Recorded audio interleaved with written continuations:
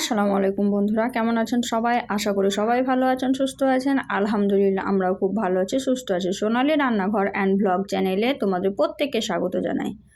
আজকে আমি তৈরি করব শাক রেসিপি। তো আজকে আমি আপনাদের সঙ্গে এমন একটা শাক রেসিপি দেখাবো যেটা হচ্ছে আমি ঘরেই তৈরি করেছি আর ঘরেই আমি এটা লাগিয়েছিলাম। এটা হচ্ছে সর্ষের শাক। সর্ষের শাকগুলো দেখতেই পাচ্ছেন কতটা সুন্দর, কতটা ফ্রেশ। এখানে কিন্তু কোনো রকমের সার ব্যবহার করা হয়নি, একদম ঘরে সুন্দর তৈরি টাটকা টাটকা শাক ভাজা কিন্তু খেতে খুবই টেস্টি হয়। তো এখন আমি শাকগুলো তুলে নিচ্ছি, দেখতেই পাচ্ছেন এখানে একদম কচি কচি সুন্দর একদম সর্ষের শাক হয়ে আছে বললে ভুল হবে। এখানে আমি লাগিয়েছিলাম, তো সেগুলো এখন তোলার পালা হয়ে গেছে, তো তার জন্য আমি তুলে নিচ্ছি। এই তো দেখুন কতটা ফ্রেশ আর কত সুন্দর লাগছে। তো এখান থেকে আমি সবগুলো শাক কিন্তু তুলে নেব, যেহেতু বেশি লাগানো নাই তাই যতটুকু হবে ততটুকুই তুলে নেব। তো এই তো আমি তুলে নিয়েছি, দেখুন কতটা সুন্দর লাগছে শাকগুলো, একদম ফ্রেশ। বাজারে কিন্তু এরকম ফ্রেশ শাক খুব কম পাওয়া যায়, আর পাওয়া গেলেও কিন্তু সেগুলো সার ব্যবহার করা হয়। আর এখানে কিন্তু আমি নিজেই লাগিয়েছিলাম, আর নিজেই তুলে রান্না করার একটা মজাই আলাদা, আনন্দই আলাদা। তো এই শাকটা কিন্তু আমি কাটা দেখাতে পারবো না, যেহেতু আমাকে একাই মোবাইল ধরতে হয়। তো তার জন্য আমি শাকটা কেটে ধুয়ে পরিষ্কার করে নিয়ে তারপরে তোমাদের সঙ্গে শেয়ার করব। তো এটা কিন্তু পরিষ্কার করে ধুতে তো হবেই, কিন্তু পরিষ্কার করার কোনো নাই, ঝামেলা নাই, কারণ এটা একদম ফ্রেশ শাক লাগিয়েছিলাম। একদম ওখান থেকে ফ্রেশ তুলে নিয়ে এলাম, দেখতেই পেলেন। তো এখানে কিন্তু খুব বেশি শাক হয়নি, অল্প পরিমাণে হয়েছিল, কারণ সেদিনকে আমার দাদি শাশুড়ি মারা গেছিলো। সেই দিনকে সব লোকে এসে খিচে মেরে একদম শাকগুলোকে নষ্ট করে দিয়েছিল। তো বাকি যেটা ছিল সেটাই আমি আজকে তুলে রান্না করলাম।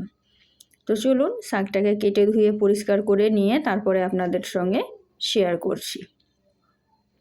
তো শাকগুলোকে আমি কুচি কুচি করে ধুয়ে কেটে নিয়েছি, তারপরে দেখুন কত সুন্দর লাগছে আর কতটুকু পরিমাণে হয়েছে। এটার জন্য আমি এখানে রসুন কুচি আর পেঁয়াজ কুচি নিয়েছি, আর দেব শুকনো লঙ্কা দিয়ে ফোড়ন দেব। তো এখানে আমি একটা প্যান নিয়ে নিয়েছি, প্যানে অলরেডি আগে থেকে একটু তেল ছিল, তারপরে আমি একটু সর্ষের তেল অ্যাড করব। সর্ষের তেল দিয়ে যদি শাক ভাজা হয়, এমনিতেই সর্ষের শাক সর্ষা একটা সেন্ট থাকে, তারপরেও সর্ষের তেল দিয়ে শাক ভাজলে গরম গরম ভাতের সঙ্গে খুবই সুন্দর লাগে খেতে। তো আমি তেলটা দিয়ে দিলাম, আর এদিকে পেঁয়াজ কুচি আর রসুন কুচি দিয়ে দিয়েছি। এখন অফ ক্যামেরায় আমি শুকনো লঙ্কাটা দিয়ে দিয়েছিলাম।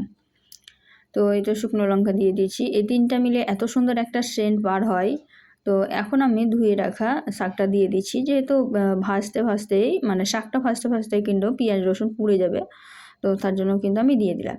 দিয়ে আঁচটাকে কিন্তু কমিয়ে দিতে হবে, কারণ আমি ডাইরেক্ট শাকটা ভাজছি। আপনারা যদি শাকটাকে ডাইরেক্ট ভাজতে না চান, তাহলে কিন্তু বাজারের শাক আনলে কিন্তু অবশ্যই সিদ্ধ করে জলটাকে ধুয়ে ফেলতে হবে, কারণ ওখানে সার ব্যবহার করা থাকে। আর আমি যেহেতু এখানে কোনো রকম সার ব্যবহার করিনি, তাই ডাইরেক্ট ভেজে নিচ্ছি। তো এটাকে আমি হালকা লবণ আর হালকা হলুদ দিয়ে হালকা আঁচে ঢাকা দিয়ে ভাজা করব, তাহলে কিন্তু খেতে দুর্দান্ত লাগবে। তো 1 চিমটি পরিমাণে হলুদ দিয়ে দিলাম, আর দিয়ে দিচ্ছি 1 চিমটি পরিমাণে লবণ, কারণ এই শাকটা ভাজা হওয়ার পরে 1 বাটি হবে, ছোটো বাটির 1 বাটি হবে, খুব বেশি হবে না। তো তার জন্য অল্প পরিমাণেই দিতে হবে। যদি আপনারা পরিমাপ বুঝতে না পারেন, তাহলে কিন্তু শাকটা যখন নরম হয়ে যাবে তখনই লবণটা ব্যবহার করবেন, ওইটাই বেস্ট হবে। তো এখন আমি নাড়াচাড়া করে দিলাম, নিয়ে ঢাকা দিয়ে দিব। আর এখানে জল ব্যবহার করব না, কারণ এটা অনেক কচি শাক, আর এখানে জল বার হয়ে যাবে। তো এই তো দেখতেই পাচ্ছেন জলটা অনেকটা বেরিয়েছে। তারপরে আমি আবারও ঢাকা দিব, যেহেতু জল আছে জলটা টেনে নেবে, তার মধ্যেই কিন্তু শাকটা সুন্দরভাবে সিদ্ধ হয়ে যাবে। দেখুন কতটা জল আছে। তো এটা শাক থেকে জল ছেড়েছে, শাকটা যখন ধুয়েছে সেই জলটাই ছিল, সেটাই জলটা ছেড়েছে। তো তারপরে আমি নাড়াচাড়া করে দিয়ে আবারও ঢাকা দিয়ে দিয়েছিলাম, ঢাকা দিয়ে 2 মিনিট মতো রেখেছিলাম খুব হালকা আঁচে। তো এখন কিন্তু জলটা পুরোপুরি শুকিয়ে গেছে। তো এখন আমি আঁচটাকে একটু বাড়িয়ে দিব, দিয়ে শুধু নাড়াচাড়া করে নামিয়ে নেব, তাহলেই কিন্তু আমার শাক ভাজা একদম কমপ্লিট হয়ে যাবে। তো দেখতেই পাচ্ছেন একদম তেল ছেড়ে দিয়েছে, আর সাইডে জলও দেখা যাচ্ছে না, তার মানে এই শাকটা কিন্তু কমপ্লিট হয়ে গেছে। যেহেতু এটা নরম শাক আর খুব অল্প পরিমাণে আছে, তাই এটাকে খুব বেশি ভাজা করব না, হালকা ভাজা করেই নামিয়ে নেব, তা না হলে কিন্তু পুড়ে যাবে বা তিতো লাগবে তখন। তো এখানেই বুঝতে পারছেন যে শাকটা কিন্তু তেল ছেড়ে দিয়েছে। তো শাকটা আমার প্রায় কমপ্লিট হয়ে গেছে। এখন আমি শাক ভাজাটা তুলে একটা বাটিতে নিয়ে নেব। শাক ভাজার কালারটা দেখলেই বুঝতে পারবেন যে শাকটা কিন্তু ভাজা হয়ে গেছে। শাক ভাজা করতে কিন্তু খুব বেশি সময় লাগে না। তো এই তো আমার হয়ে গেছে, আমি একটা বাটিতে তুলে নেব। তো শাক ভাজাটা আমি তুলে নিয়েছি, দেখতেই পাচ্ছেন ছোটো বাটির 1 বাটি হয়েছে। আর এই শাকটা কিন্তু অনেক মজার হয়, একবার হলেও বাড়িতে লাগিয়ে খাবেন, বা বাড়িতে যেখানে ইচ্ছা একটু ছড়িয়ে দিলেই কিন্তু এটা হয়ে যায়, সেরকম কোনো পরিচর্যা করতে হয় না। তো তারপরেও যদি বাড়িতে না লাগান তাহলে বাজার থেকে কিনে এনে খেতে পারেন। সরষের শাক ভাজা কিন্তু খুবই টেস্টি লাগে। তো আজকের ভিডিওটি খুব বেশি বড় করব না, এই পর্যন্ত।